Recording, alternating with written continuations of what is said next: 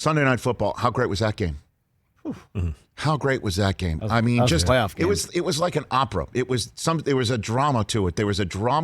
And it built. It did. There was because of everything that went down from January all the way to the first snap of this game. And their past playoff history.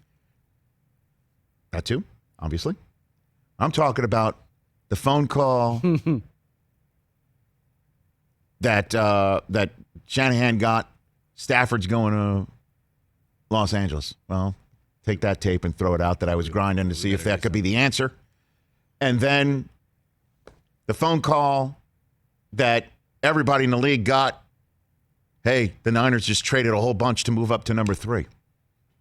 That phone call that Jimmy Garoppolo got that turned him from the guy that once upon a time was Jordan Love into the guy that's now Aaron Rodgers. Because you got some kid behind you. You used to be the Jordan Love. Now you're the Aaron Rodgers. Aaron Rodgers used to be the Jordan Love and the Jimmy G. To Favre. Now he's the Favre.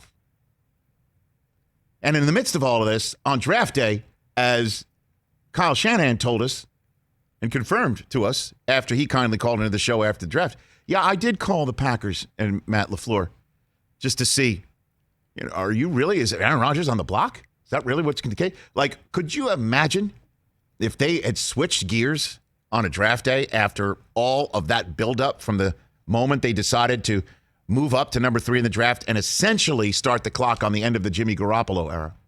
And then Rodgers is not made available, as we all know. And then Rodgers makes himself unavailable all summer long while we're wondering who's it going to be, Jimmy G or Trey Lance. And then we get to the summer, and it's Trey Lance and Jimmy G battling it out. And Rodgers shows up and says, I'm back, even though he never left. And then absolutely, what's the bed with the rest of the Packers in week 1 against the Saints in Jacksonville, leading everyone to wonder, certainly on the Tiffany Network, as I saw, I don't, as you know, watch the competition when I'm, competing against them on Sunday mornings. I heard all the comments certainly coming from CBS about Rodgers not caring, looking like he doesn't care. Rodgers heard it too, because after he won on Monday night in week 2 against the Lions, he surely made everyone know he heard that and certainly told our buddy McAfee in his usual Tuesday spot on that program, he heard all that. And then Jimmy G came on this show this past Tuesday. We had our Jimmy G Tuesday, although it's not a regular spot. Unless he's booked for tomorrow. Is he booked for tomorrow? Unclear. Okay, very good. Thank you.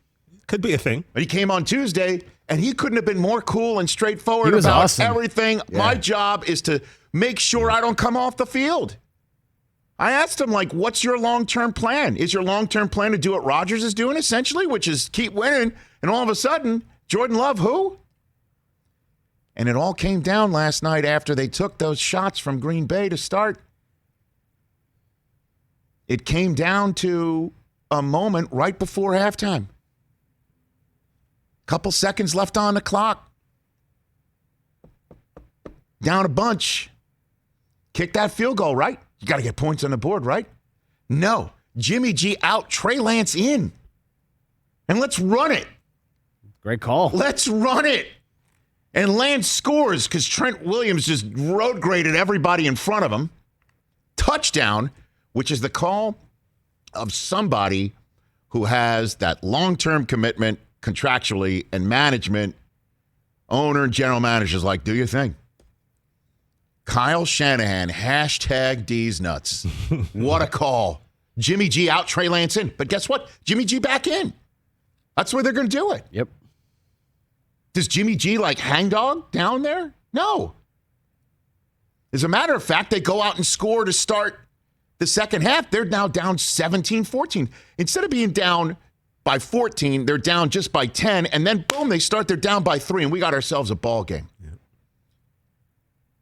But Rodgers does Rodgers things, doesn't he? He does Rodgers things where he hardly misses a pass, gets that 10-point lead again. He targeted Devontae Adams last night over and over and over again. Adams, 12 catches, 132 yards, and his last 2 catches being the most important because Jimmy G was the one who marched him down the field. Jimmy G's the one who marched the Niners down the field. Jimmy G didn't throw the pick at the end. He didn't wind up turning it over on downs. His one mistake was leaving too much time on the clock for Aaron Rodgers. 37 seconds and only one timeout in his back pocket. And everybody has seen this movie before. The calls are coming from within the house. Sure enough, a couple of passes to Adams later, Mason Crosby comes out, and it's the Packers who move to 2-1, and the Niners who fall to 2-1 in an exhilarating Sunday night contest that will have ripple effects throughout the season, because we all know these two teams have history, certainly in the postseason. Packers now have a tiebreak in their back pocket they can throw on the table and say, you're coming to Lambeau in the middle of the winter. We're not going to Santa Clara. Should that happen again somehow, some way? And the two coaches had a chilly, quick old handshake tap in the middle of the field because of that, maybe that phone call back in April. Hey, I know we go way back and stuff with weddings and what have you, but is Aaron Rodgers available? What a drama. Incredible. Hey, you watched all the way to the end. Thanks for that. Watch more right here.